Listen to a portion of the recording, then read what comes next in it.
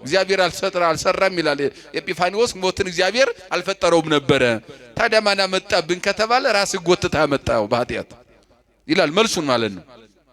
እግዚአብሔር ይገብረ ሞተ፣ እግዚአብሔር ሞትን አልሰራም አልፈጠረም ማለት ማን አመጣው ካላችሁኝ አላ ረሲያን ሰብ ጸውጎ አምሰልዋ አርከ ጎልቋላና ኃጢአተኛ ሰዎች በኃጢአታቸው ጎትተው አንጥተው የራሳቸው ጓደኛ ያደረጉት አለ። ከዚያ በኋላ በዚህ ምህዋር ውስጥ በሞትና በህይወት መካከል የሰው ልጆች ህይወት ማለፍ ግድ ነው። አዳም ከዚያ ከገነት ሲባረር ከእግዚአብሔር ሲለይ ትንሳኤ ስለሚያስፈልገው ዲቀስ ስለገጠመው አለቀሰ ይላል። ምን አለ? አለቀሰ። ያን ለቅሶውን ደግሞ ማን ሰማ? ለቅሷችንን እግዚአብሔር ይስማ። አው በተለያየ መንገድ ለቅሶ ስላለ ማለት ነው። ሁከት ነው ዓለም፣ ሰላም የለውም ዓለም፣ ጭንቀት ነው ዓለም፣ ተጨንቋል። በዚህም በዚያም ግራ የሚያጋባ ነገር ነው ያለው። ነፋስ ሁሉ ጥሩ አይደለም። ስለዚህ ጭንቀት አለ፣ ለቅሶ አለ። እውነቱን ለመናገር ብዙ ድቀት አለ፣ መውደቅ አለ፣ ብዙ ሞት አለ፣ የኃጢአት ሞት። ከዚያ ለመነሳት ይሄንን ታሪክ የሚተረከው ዝም ብሎ አይደለም። እንዴት እንነሳ ነው ከወደቅንበት። የህይወት ትንሣኤን ለማግኘት ስለ ኃጢአት ማልቀስ ተገቢ እንደሆነ የምንረዳው የመጀመሪያው አስተማሪያችን የአዳም ህይወት ነው። የመጀመሪያው ሰባኪያችን የአዳም ህይወት ወደቀ። ከገነት መባረር ነው መውደቅ፣ ከእግዚአብሔር መራቅ ነው መውደቅ። ሞትም ከእግዚአብሔር መለየት ነው። በቃሉ ጋር ናችሁ። ሰው ሞተ ሲባል አሁን አንዳንድ ጊዜ የምናዝነው ነፍስ ከስጋ ሲለይ ነው። ይሄማ በተፈጥሮ ወደዚህ ራሳችን ጎትተን ያመጣነው ጉዳይ ስለሆነ ጓደኛ አድርገነው። አዳምን የት ነህ ያለህ ብሎ እግዚአብሔር ፈለገው ይላል። ጠፍቶበት አይደለም። አዳም እግዚአብሔር ያለበት ለእግዚአብሔር አዳም ያለበት ለእግዚአብሔር ተሰውሮ አይደለም። ግን በምሕረት በይቅርታ ሊጎበኘው እንደፈለገ ለማስታወስ ድምጹን ይሰማው ዘንድ የት ነው ያለው ብሎ በሰውኛ አነጋገረ ይላል። ባይና ያየውም እግዚአብሔር ረቂቅ ነውና አዳም ከገነት በተባረረ ጊዜ በእንጨት መካከል እያለቀስኩ አለው። ምን ሆነ ታለቅሳለህ አለው። እንጨቱስ ለምን ተደበክ አለው። ማይከለ ጸዊ ያለ ገነት እንደው አንጻረ ገነት በእንጨቶች መካከል በገነት ፊት ለፊት ቁሚ አለቅስልሃለሁ አለው። ለምን እንጨቶች መካከል ሆንክ? ራቁቴን ስለሆንኩ። ራቁት ግን የሆንከው እኔን ስትበድለኝ ነው አለው። ከቃሉ ጋር ናቸው። ልብስ የለበስን የሚመስለን እግዚአብሔርን በድለን የተራቆትን ብዙዎች ነን።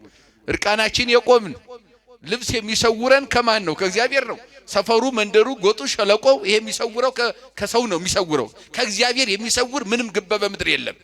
ወደ ላይ ጠፈርን ብንወጣ ዳዊትም ተናግሮታል። መኒ አረጉ ሰማይ ወደ ላይ ወደ ሰማይ ብወጣ ወደ ልልና ብወጣ በዚያ አንተ አለ። ወመኒ ወረርኩ ውስጥ ተቀላይ ወደ ጥልቅ ባህር ውስጥ ውቅያኖስም ለመሰወር ፈልጌ ወደዚያ ብገባም ከየኒ ያለከ አንተ በዚያ አለ። ወመኒ ነሳይኩ ክንፈ ከመንስር ወሰረርኩ እስከማይለቅ ተባሂር እንዲሁም እንደ አሞራ እንደ ንስር ክንፍ አውጥቼ የምድር ዳርቻን አልፌ ጠፈርና አድማስን ሰንጥቄ አልፌ እስከ ዓለም ዳርቻ መሄድ አልችልም እንጂ ብሄድ በዚያ ማን አለ? እግዚአብሔር አለ። የትኛውም ቦታ ተደብቀን የምንሰራውን ኃጢአት ከሰው እንጂ ከእግዚአብሔር አይደበቅም።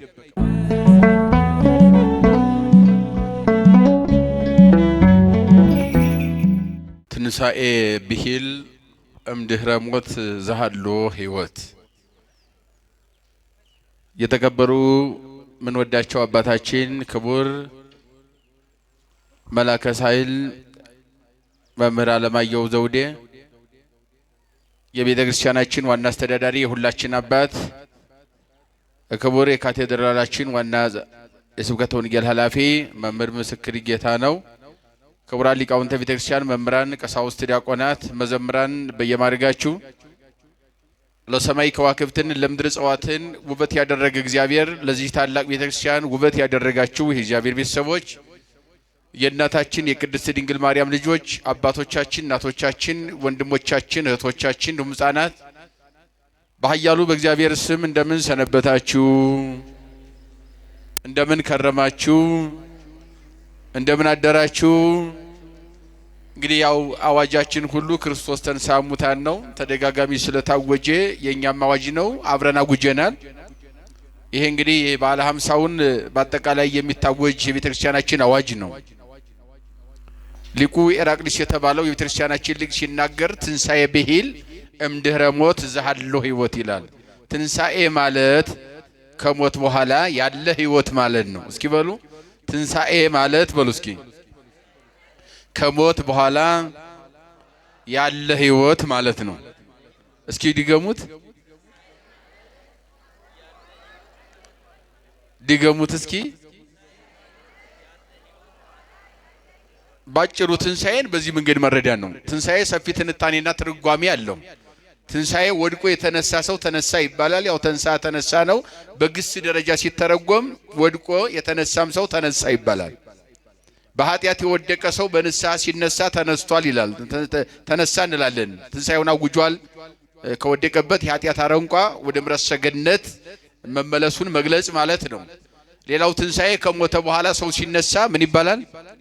ትንሳኤ ይባላል። እንግዲህ ትንሳኤ በዚህ መንገድ ሲተረጎም፣ በሚስጥር ደግሞ ሲተረጎም ትንሳኤ ወድቆ መነሳት፣ ሙቶ መነሳት የሚለው ሁሉንም አጠቃለን። በንስሐ መነሳት የሚለው ሁሉም ሲጠቃለል አንድ ነገር ነው የሚሰጠው። ትንሳኤ ምንድነው ከተባለ ከሞት በኋላ ያለ ህይወት ማለት ነው። በሞት ከሞትን በኋላ በትንሳኤ የምናገኘው ህይወት ምን ይባላል? ትንሳኤ ይባላል። ከወደቅን በኋላ ተስፋ ከቆረጥን በኋላ እንደገና ስንነሳ ምን ይባላል? ያ ህይወት ነው። ትንሳኤው ህይወት ነው ማለት ነው። ሙቶ ከተነሳ በኋላ ያለው ኑሮ ያለው ህይወት ይባላል ማለት ነው። ስለዚህ ትንሳኤ እንደ አይነት ሰፊ ትርጓሜ እና ሐተታ አለው። በቤተ ክርስቲያናችን ያው አሁን የትንሳኤ ዘመን ነው፣ እያወጀች ነው። ገና 50 ቀን ሙሉ ብያቸዋለሁ። 40 ቀን ሙሉ ታውጃለች። ከዚያም ይቀጥላል ደግሞ የእርገቱም ደግሞ ይቀጥላል። አሁን ግን ስለ ትንሳኤው የምናገረው ስለ ትንሳኤው ሲናገር ቀጥታ ትንሳኤ ምንድነው ከተባለ ከሞት በኋላ ያለ ምንድነው ነው። ያንን ነው መረዳት ያለብን። አሁን ትንሳኤን ስናከብር በቃ ህይወት ተሰጠ ማለት ነው። ህይወታችን አግኝተነዋል ማለት ነው። የጠፋውን ህይወት አገኘን ማለት ነው። ለምሳሌ ትንሳኤ በበዓል ደረጃ የክርስቶስ በዓል የሚጀምረው በጽንሰት ነው። ከመቤታችን በመጸነስ በመወለድ ነው የሚጀምረው። ከዚያ በኋላ እንደገና ስንመለከተ የነገረ ተዋህዶ ማለት ነው። ከዚያ በፊት የእግዚአብሔር በዓል የለም ማለት አይደለም። እግዚአብሔር የሌለበትና እግዚአብሔር ያልተከበረበት ሰዓትና ጊዜ ወቅት የለም። ፍጥረት ከተፈጠረ ጀምሮ ማን ይከበራል? የእግዚአብሔር ክብረ በዓል አለ ማለት ነው። ፍጥረት ተፈጥሮ በአጠቃላይ ሁሉም እግዚአብሔርን እያመሰገነ ይኖራል። እግዚአብሔርን እያከበረ ይኖራል። እግዚአብሔርን እያመለከ ይኖራል። እግዚአብሔርን እያመሰገነ ይኖራል። ደግሞ ወደ ነገረ ተዋህዶ ወደ ስጋዊ ወይም የነገረ ድነት ጉዳይ ሲነገር ደግሞ እግዚአብሔር በጽንሰት የጀመረውን በእርገት ሲሆን አሁን ይህንን በዓል ስንመለከተው የበዓላት ደምያ ማረጋገጫና ማይተም ነው። ትንሳኤ የበዓላት ምን ይባላል? ትንሳኤ መደምደሚያ ነው። ማረጋገጫ ማይተሙ ማን ነው ከተባለ የነገረ ድነትም የበዓላትም ትንሳኤ ነው ማለት ነው። ለምን መሰላችሁ? ጌታችን ተጸነሰ ብለን አክብረን፣ ጌታችን ተወለደ ብለን ልደቱን ደስ ብሎን አክብረን፣ ጌታችን ተጠመቀ ልጅነት ተሰጠ ብለን ደስ ብሎን የዕዳ ደብዳቤ ተቆረጠ ብለን ከዚያም በኋላ ጌታችን ጾመ አርያውን ሰጠን ሰይጣን እንድል አድርጎ ሰይጣን እንድል እንዳደረገው ብለን እኛም ድል እንድናደርግ ሕግ ስርዓትን ሰራልን ብለን ይህን ሁሉ ነገር አድርገን አከናውነን ተሰቀለ ብለን ዓለም ዳነ እንላለን። ምን እንላለን? ዓለም ዳነ ካልን በኋላ ጌታችን ከመስቀል ወደ መቃብር ነው ጉዞውን ያደረገው። ወደ የት ነው ጉዞውን ያደረገው? ወደ መቃብር ጉዞውን አድርጓል። በመቃብር ስንት ቀን ተቀመጠ?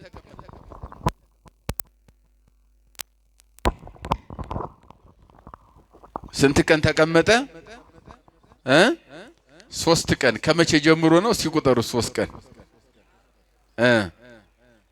ዓርብ፣ ቅዳሜ፣ እሁድ ነው አይደለ? ይሆናል 3 ቀን።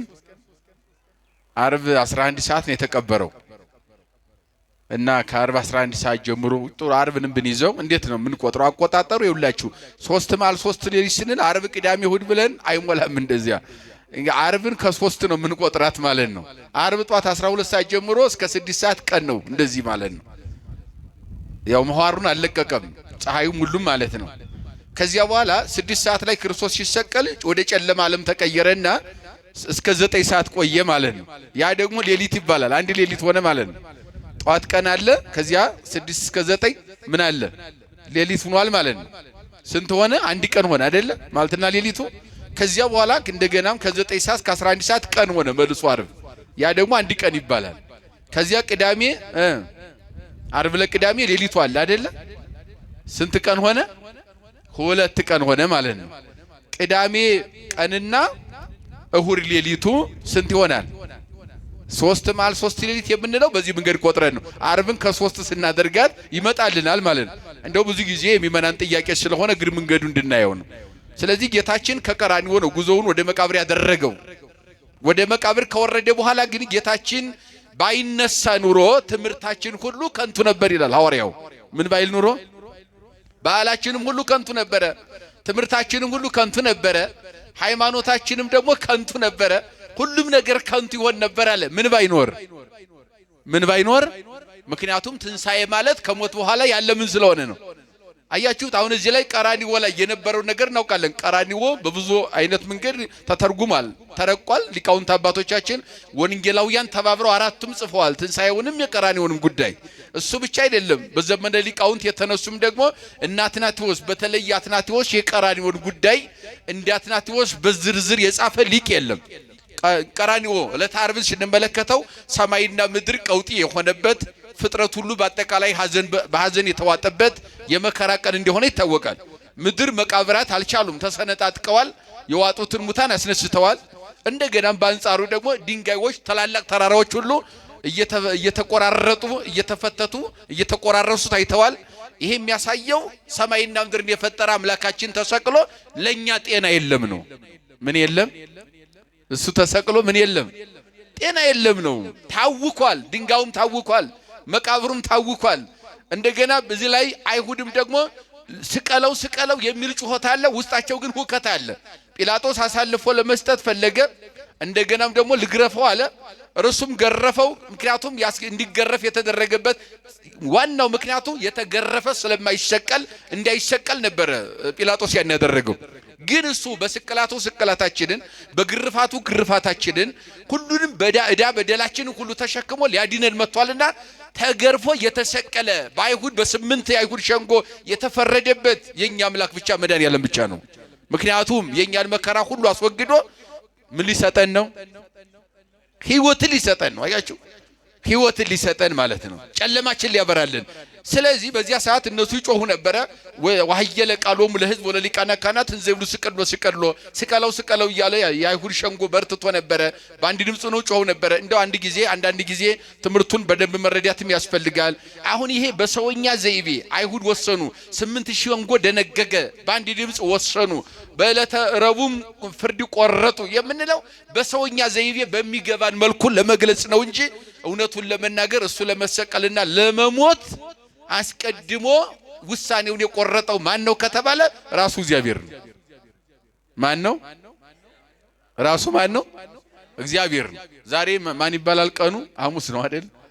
አዳም ሐሙስ ይባላል አይደል? አያችሁ፣ ይሄ ቀን አዳም ሐሙስ ሲባል ለሐዲስ ኪዳንም ለብሉይ ኪዳንም የሚተረጎም ቀን ነው። ለብሉይ ኪዳኑ አዳም ከገነት ተባሮ ባለቀሰ ጊዜ ከልጅ ልጅ ተወልጄ አድንሃለሁ ብሎ እግዚአብሔር ቃል የገባበት ቀን ነው ዛሬ። ምክንያቱም ተስፋ የቆረጠው የሰው ልጅ ተስፋ እንዳይቆርጥ ተስፋው የቀጠለበት ቀን ነው አዳም ሐሙስ ለብሉይ ኪዳን ወይም ፍጥረተ ዓለም ላይ ሲተረጎም ፍጥረተ ዓለም ላይ ሄደን ስንተረጉመው ማለት ነው። እንግዲህ በቀለሚንጦስ በደንብ ይጽፋል በዚህ ዙሪያ የአዳምና ሔዋንን መፈጠር የአዳምና ሔዋንን የኑሮ ዘይቤ ከቀለሚንጦስ በላይ የጻፈ የለም።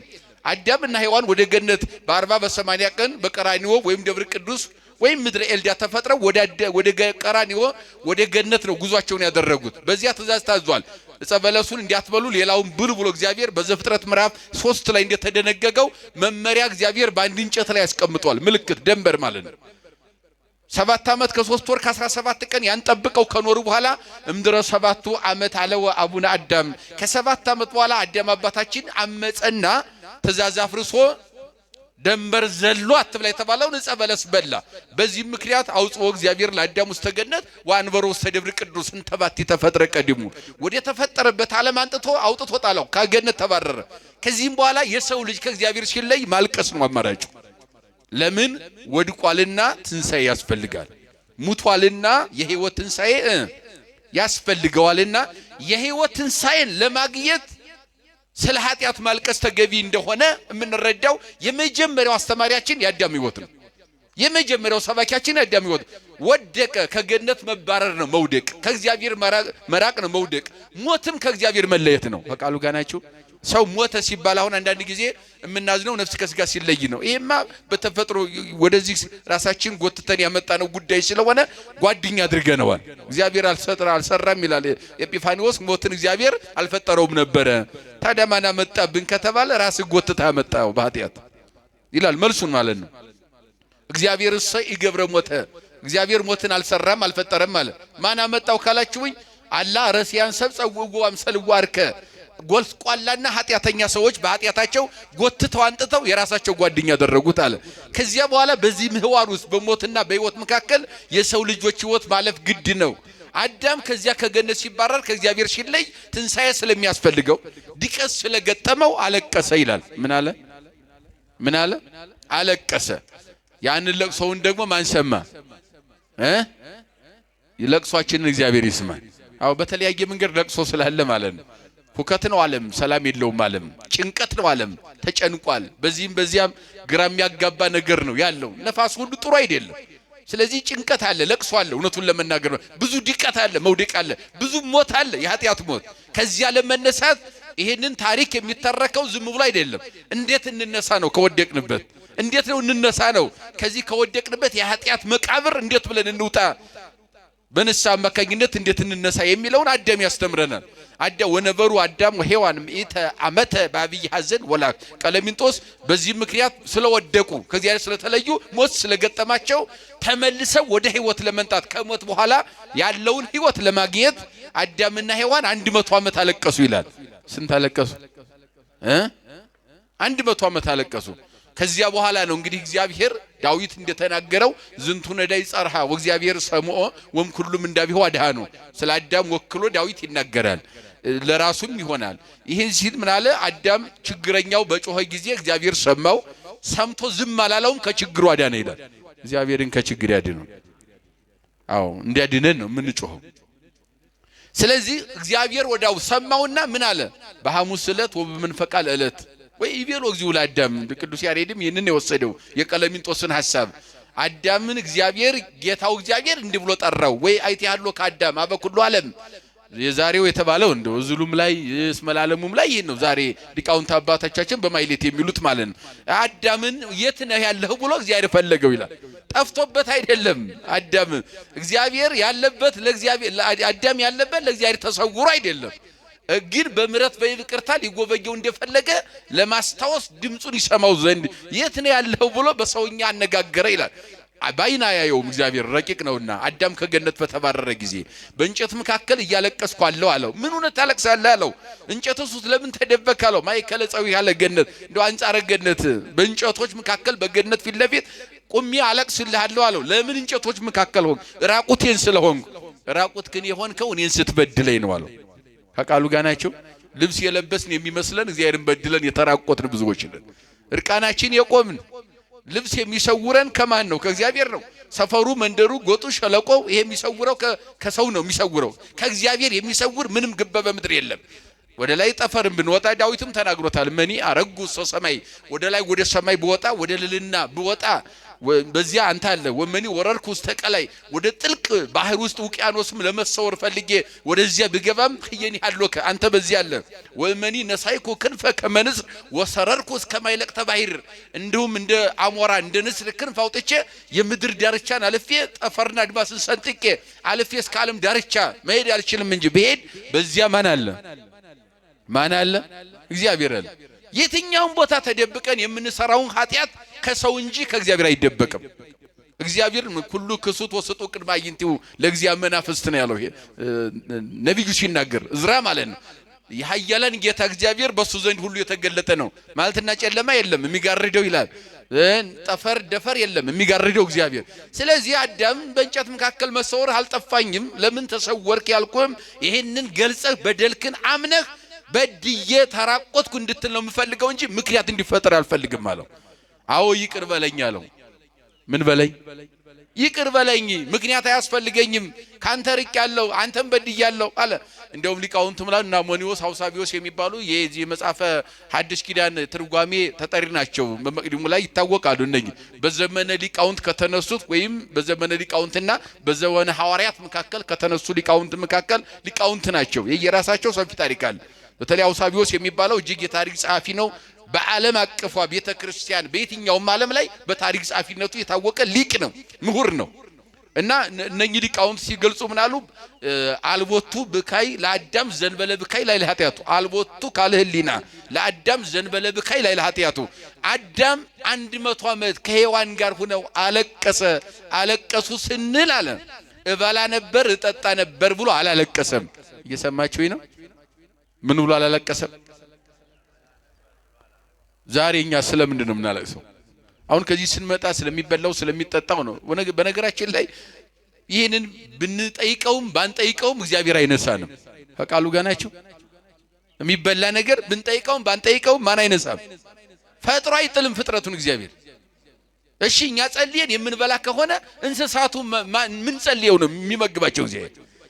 አያችሁ፣ የሚያምንም የማያምንም የሚያመልክም የማያመልክም እግዚአብሔር የለም ለሚለውም እግዚአብሔር አለ ለሚለውም ዝናብን አዝንሞ ማልትና ሌሊትን ክረምትና በጋን እያፈራረቀ ማን ይመግባል? እግዚአብሔር ቸር ነው።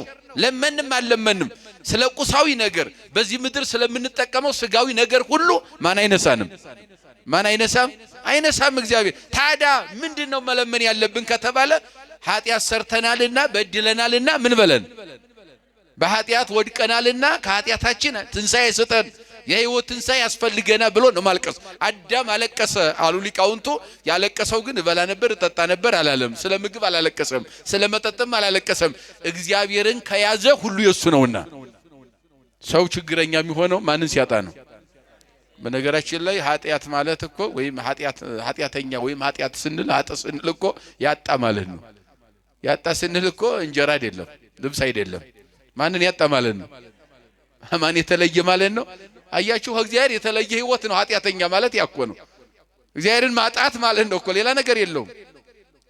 ይህንን ነው አዳም አጣና አለቀሰ። ሲያለቅስ ወይ ቤሎ እግዚአብሔር ለአዳም በሐሙስ ዕለት ወበመንፈቀ ዕለት ወለድም ወለተከ ወዲህ ኩስተመረብከ አዲህነከ በመስቀሌ ወበሞቴ ወትቤዘወከ 5 ቀን ከኩል እንደ እግዚአብሔር። ዛሬ ሐሙስ ነው ስንል 5 ቀን ከኩል የተባለው ዛሬ ሐሙስ የሚለው 5 ነው የሚወክለው ወይም ትርጉሙ 5 ማለት ነው።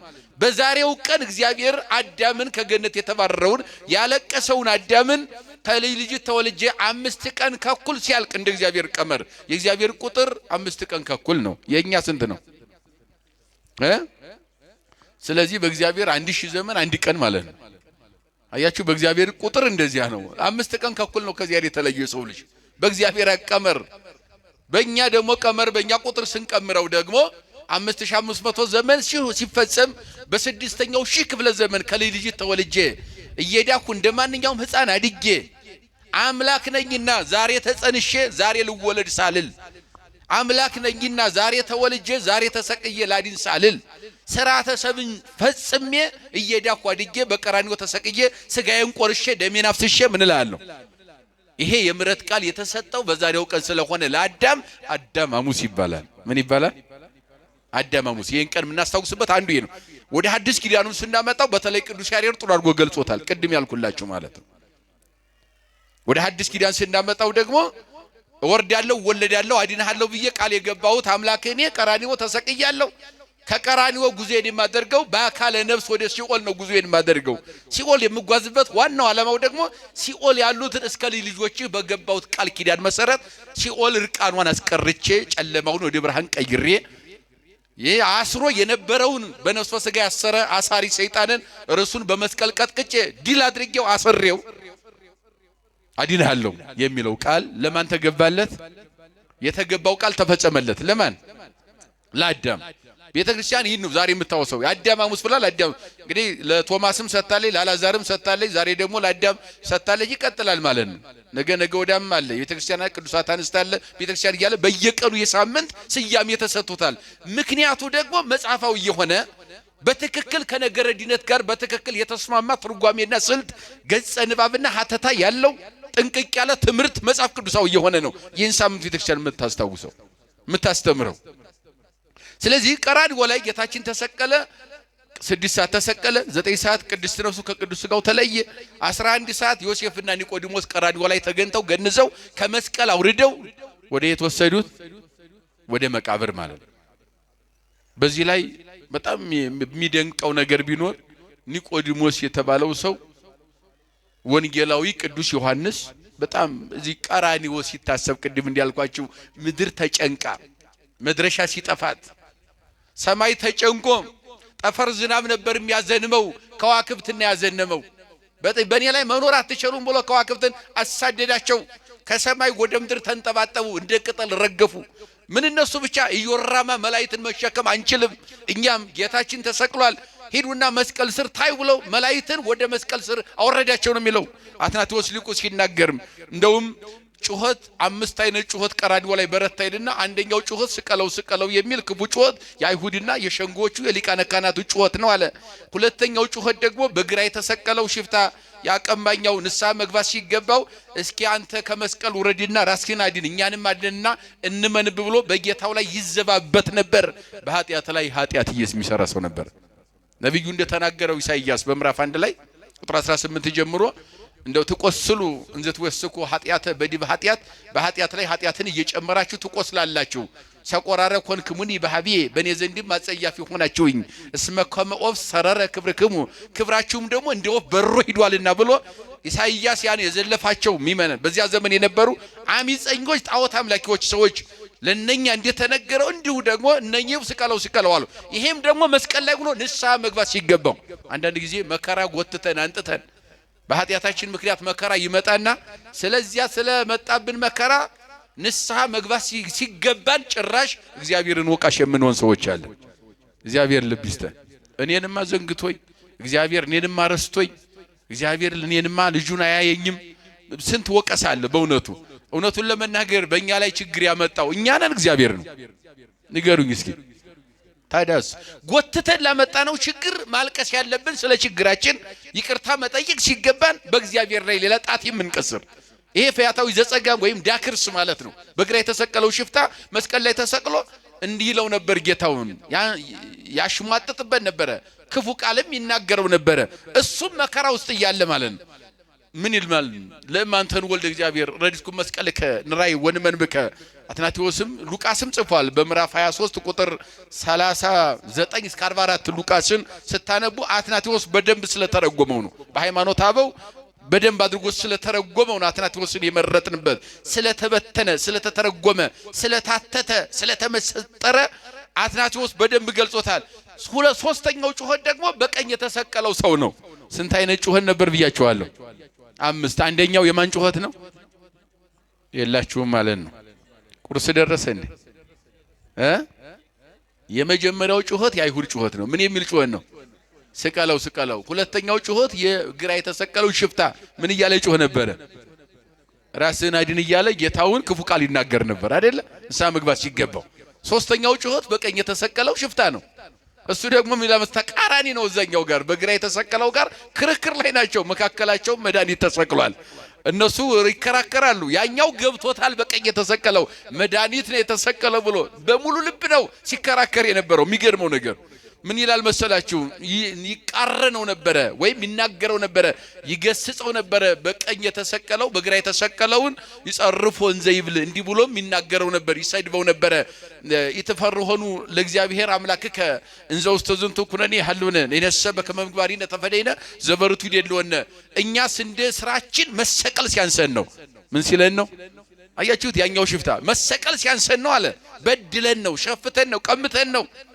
የሰው ገንዘብ አታለን ነው ነጋዴ አንገላተን ነው ደም አፍሰን ነው ብዙ እንባ አለብን መሰቀል ሲያንሰን ነው ይልቁንም ከጌታ ጋር መሰቀል ለኛ ክብር ነው አለው ከማን ጋር መሰቀል መከራ አይደለም ክብር ነው አለው ወንድሜ ለምን አልገባህም ለምን ሳትገባም ይቅርታ መጠየቅ ሲገባህ ለምን ጭራሽ ለምን ክፉ ቃል ጌታን ትናገራለህ ይሄ የተሰቀለው አምላካችን ነው ልትፈራው ይገባል ልታከብረው ይገባል አለ ወንዘ ከመዚ ይብል ተፈታይንቲሁ ወሪዎ ለእግዚእ ኢየሱስ እንዘ ይነብር በየማን አይን በአባቱ ቀኝ ተቀምጦ ይንቀጥብሎ ፈያታዊ ዘባን ይህን ሲናገር የልቡ አይን በራለት ይላል ክብር ለመድኃኒዓለም ይሁን በእውነት የሁላችንም ልብ ያብራል አዎ የሥጋ አይኑ ቀራንዮ የተሰቀለውን መድኃኒዓለም ነው የሚያየው የነፍስ አይኑ ሲበራለት ደግሞ ሰማያትን ሰንጥቆ ማለት ነው በጽርሐ አርያም በልልና በዘባን አብ በየማነ ኪሩብ በዘማና የሚሰለስ የሚቀደሰውን በአንድነት በሶስትነት ከአብና ከመንፈስ ቅዱስ ጋር በሰማይ ያየው ይላል እዚህ ቀራንዮ ያየዋል። እዚያም በሰማይ ያየው ዋታታ ይንቲው ታይተ መስቀል ወደ መስቀል ዝቅ ብሎ ሲመለከት ደግሞ ቅድም እንዳልኳችሁ በሰማይ ቦታ አልተገኘም። መላእክትንም አንጠባጥቧቸዋል ወደ ታች። እነሱም ክብራችን ተሰቅሎ ክብር የለም ብለው አዋርደዋል። ሪዮም ለመላእክት ድንዱናነ ወድንጉጻነ ዲባው ወደ መስቀል ቅዱስ ወስቡ በመስቀሉ ስር እንደ አሽን እየፈሉ እንዲሁም ደግሞ እንደ ቅጠል ተነጥፈው መላእክት መስቀል ስር በብርሃን ጽዋ ደሙን ለዓለም ድነት እየቀዱ ቅዱስ ቅዱስ ቅዱስ መስቀል ስር ተነጥፈው ነበር ይላል። እኛን መስቀል ስራየ በላይ ስላሴን አየ፣ መስቀል ላይ መድኃኔዓለምን አየ። የሱ ጩኸት ይሄ ነው። ይቀጥላል የሱ ጩኸት መደምደሚያ እንመጣበታለን። ሌላው ስንተኛ ጩኸት ቀረ? ስንት ጩኸት ነው ያልኳችሁ? አራተኛ ጩኸት። አራተኛው ጩኸት የመላእክት ጩኸት ነው። መላእክትም ጮኸዋል ያን ጊዜ። ምን ጮኹ? ሊቁ ገልጾታል አትናቴዎስ። የመላእክትም ጩኸት ነው። ከሰማይ መጡ ነው የሚለው። መጡ ሁሉ መላእክት ወደ ክርስቶስ መጡ፣ ቀረቡ። ምን አሉ? አንተ ፈጣሪያችን ነህ። ምናችን ነህ? ዓለምን የፈጠርክ የዓለም ፈጣሪ ነህ። ዓለምን ለማዳን በለቢሰ ሥጋ የተገለጥክ በተዋህዶ ይሄን እናምናለን። አንተ ጌታችን ነህ አሉት። ነገር ግን አይሁድ ሲሰቅሉ እያየ እንደዚህ ዝም እንላለን፣ ፍቀድልንና ዓለምን እናጥፈው የሚል ጥያቄ ነው የመላእክት ጩኸት። ምን የሚል ወይ ቢልዎ መላእክቱ ለእግዚአብሔር እንዲህ ብለው ተናገሩት አገልጋዮቹ። ህዲገነ አምላክነ ናውእያ ወናብጥላ ለዛቲ ዓለም በከማዊን ሐቅድመ ለሰዶም ወገሞራ። ሰዶምና ገሞራን አመድ እንዳደረግናቸው ዘፍጥረት ምዕራፍ 19 ማታ ገብተው ጧት 5 ሀገር ወደ ትቢያ ቀይረውታል። አመድ ሆኗል። የተገኘ ምንም ፍጥረት አልነበረ። ሰዶም፣ ገሞራ፣ ሲባዮን፣ ሱባማ፣ ሱዳማ ይላል ዘፍጥረት ብሉይ ኪዳን። 5 ሀገሮችን በአንድ ቀን ማታ ገብተው 2 መላእክት ነው የሚለው ገብተው ጧት አመድ እንዳደረግናቸው እነኚህ አይሁድ የሚሰቅሉን ብቻ አይደለም ዓለምን በሙሉ አመድ እናድርገው። ላንተ ያልሆነ ዓለም ምን ይሰራል? አንተን ያሰቃይ ዓለም ምን ይሰራል? ላንተ ያልተመቸ ለፈጣሪው ያልተመቸ ዓለም ምን ይሰራል? እናጥፋ ብለው መላእክት ጮሁ። እሱ ምን አለ? ህዲጉ መላእክት ይተተሙ አትቆጡ መላእክቶቼ ወይ ተረጋጉ። ምሕረትየ ወትዕግሥትየ ይሰፍን ሁሉ ዓለም። ምሕረቴና ትዕግሥቴ ዓለምን ይገዛልና ታዋቸው አታጥፏቸዋል። እስኪ በሉ። አዎ ምሕረቴና ትዕግሥቴ በሉት እንጂ ዓለምን ሁሉ ይገዛልና ዓለምን ሁሉ ያስተዳድራልና ዓለምን ሁሉ ይመግባልና ልታጠፏቸው አይገባም። አያችሁ የሚሰቅሉትን እኮ ነው። ከዚያ ፈያታዊ ዘየማን ጥያቄ ነው። እንደውም ሌላ መልአክ መጻሕሩ መልአክ የማይከለው ሁሉም መላእክት ሌላ የተቆጣ መልአክ ይሄንን ማረጋጋት የክርስቶስን ድምጽ ያልሰማ ሌላ መልአክ ከሰማይ በቁጣ መልዮ ሰይፉን መዞ መጣ ይላል። ወረወ ለውቱ ሰይፉን ወደ አይሁድ ወረወረ። ከማያጥፈው ላላውያን ያጠፋቸው ዘንድ ወደ አይሁድ ሰይፉን ወረወረ። የተቆጣ መልአክ። በነገራችን ላይ መልአክ እንኳን ሰይፍ ጠጠር ድንጋይ ቢወረውር ታላቋን ሀገር ባቢሎንን ይገለባብጣል ነው የሚለው የተቆጣ መልአክ። ኃይሉን መግለጽ ነው። መልአክ ይህን ያህል ኃይል እንዳለው ለመግለጽ ነው እንጂ ድንጋይ ወረውራል ማለት አይደለም። የመልአክን ኃይል የተሰጠውን ቃል ኪዳን በዚህ ልክ እንደሆነ ምድርና ሰማይን መገለባበጥ አንድ መልአክ ይችላል። ስልጣን የተሰጠው ከማን ነው? የሰማይና የምድር ፈጣሪ እግዚአብሔር ስልጣን ሰጥቷቸዋል።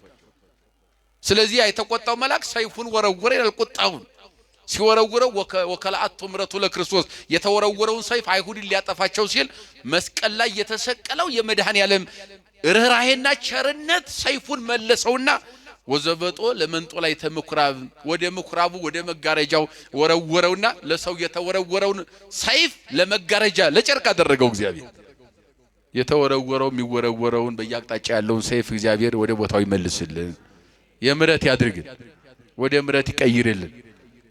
ወዘበጦ ለመንጦ ላይ ተምኩራብ ወረሰይወ እምላይሉ እስከታይቱ ለክሌ ክፍል ይላል።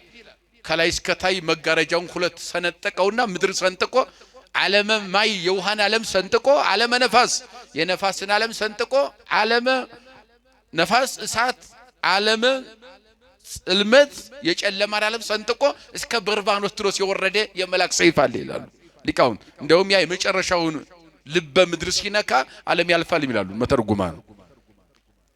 ይሄ ይሁሉናል ቀራንዮ ላይ። ያኛው ግን እግዚአብሔርን ማየት ብቻ አይደለም፣ ስላሴን ማየት ብቻ አይደለም፣ መላእክትን ማየት ብቻ አይደለም።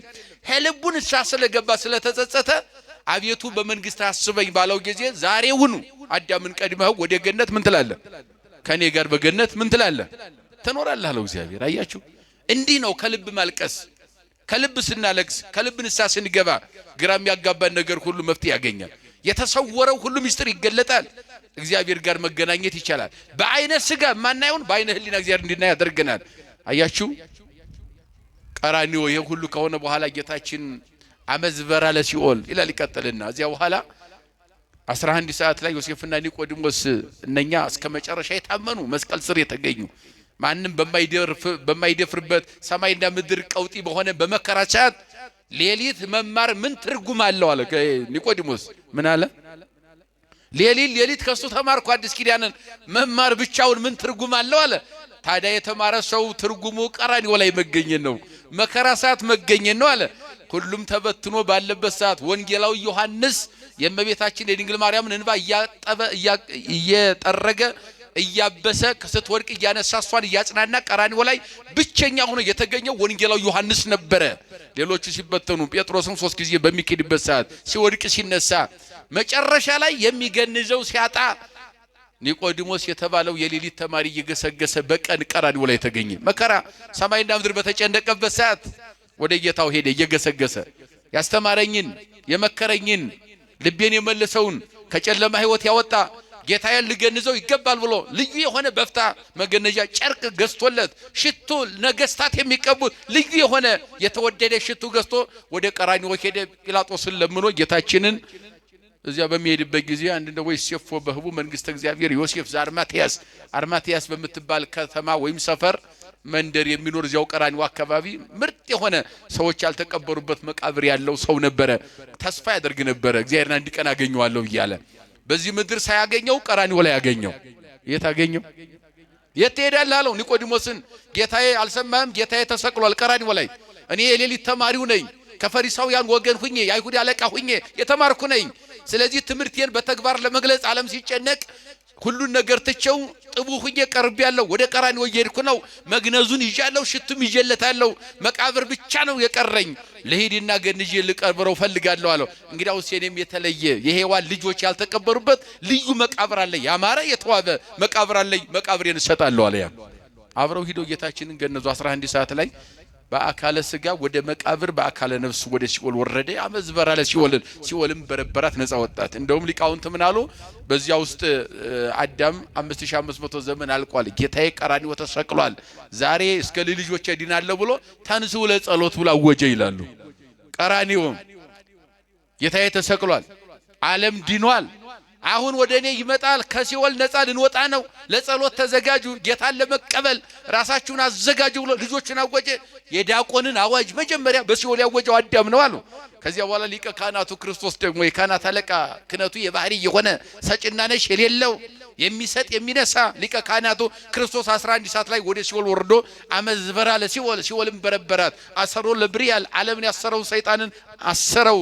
እሱን ካሰረ በኋላ ዋውጾሙ ለሙቁሃን ወይቤሎሙ ሰላም ለኩልክሙ፣ በጨለማ ውስጥ ያላችሁ ሁሉ ሰላም ናችሁ እንዴት አላችሁ ብሎ ሰላማቸውን አወጀላቸውና ከሲኦል አወጣቸው። ክብርና ምስጋና ለመድኃኔዓለም ይሁንና ከዚህ በኋላ ነው እንግዲህ በሶስተኛው ቀን ተነሳ። ትንሳኤው በትንሳኤያችን ተረጋገጠ።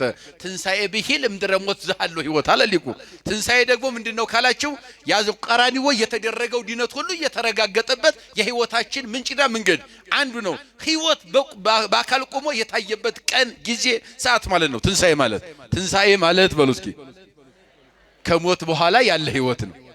ስለዚህ ላንቀላፉት በኩራት ሆኖ ተነስቷል ማለት እኛ ሞት አለ የተሰወረውም እስካሁን ድረስ በብሔረ ብፁዓን በብሔረ ሕያዋን ያሉት ሁሉም የአዳም ዘር በሙሉ በመቃብር ስር ማለፍ ግዴታው ነው።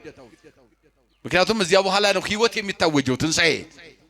አዎ ቅዱሳን የተሰወሩ አሉ። እነ ሄኖክን ስንት ሺህ ዘመን ተሰውረዋል። እነ ኤልያስ ተሰውረዋል። ሌሎቹም ንዝራ ምንላቸው በሐዲስ ኪዳን ብዙ ቅዱሳን የተሰወሩ አሉ። ከሞት አፋፍ የተሰወሩ ለጊዜው ነው የተሰወሩት በቅድስና ቦታ የሚኖሩ። በኋላ ግን ዓለም ህልፈት በሚደርስበት ጊዜ ሐሳውያን በምድር ላይ ሲበዙ ያን ይቃወማሉ። በተቃውሟቸው በቅድስናቸው ላይ ቅድስና ደርበው መከራን ተቀብለው ወደ መቃብር ይወርዳሉ። በመቃብር ስር ዓለም ካለፈ በኋላ ሁሉም ተጠናቆ ሕይወት ይታወጃል። ምን ይታወጃል? ሕይወት ይታወጃል። ሕይወት ምንድነው? ምን አልኳችሁ? ሕይወት ምንድነው? ትንሳኤ ማለት ሕይወት ነው አልኳችሁ። ሕይወት ይታወጃል። ከዚያ በኋላ ዳግመኛ ሞት የሌለው ሕይወት እንኖራለን። ያንን ህይወት ለመኖር ዘለ ሐሳርና ዘለ ክብር የሚባል ትንሳኤ ስላለ የመከራ ትንሳኤና የህይወት ትንሳኤ የክብር ትንሳኤ የህይወት ትንሳኤ የምንለው እንደዚህ በትንሳኤው አምኖ ጌታችን በማዳኑ ይህንን አምኖ ነገረ ድነትን አምኖ ምስጢራትን እየተሳተፉ በቤተ መቅደሱ ወንጌልን የዘወትር ቀለብ አድርጎ መኖር ከኛ ይጠበቃል። የህይወት ትንሳኤ የሚነሱት እነኚህ ናቸው። የሐሳር ትንሳኤ አለ በክደት ውስጥ ያሉ በክደት አረንቋ ውስጥ ያሉ እግዚአብሔር የማያምኑ ወረደ ተወለደ አዳነን የማይሉ በጨለማ ውስጥ የሚኖሩ ሌላም የጨለማ ዓለም ይቀጥላል። ያኛውም ዘላለማዊ ነው፣ ይሄኛውም ዘላለማዊ ነው። የሚፈለገው በክርስትና መኖር የህይወት ዘላለማዊ የህይወት ዓለምን መኖር ነው። በዚያ እንድንኖር የአምላካችን ቅዱስ ፈቃድ ይሁንልን። የመከረን የገሰጸን ያስተማረን የሰራዊት ጌታ እግዚአብሔር አምላካችን ከፀሐይ መውጫ እስከ ፀሐይ መግቢያ በፍጥረታት ሁሉ አንደበት ስሙ የተመሰገነ ይሁን። የእናታችን የንጽሕተ ንጹሐን የቅድስተ ቅዱሳን የወላዲተ አምላክ የድንግል ማርያም አማላጅነት የቅዱሳን አባቶቻችን ጸሎት አይለየን። ይቆየን።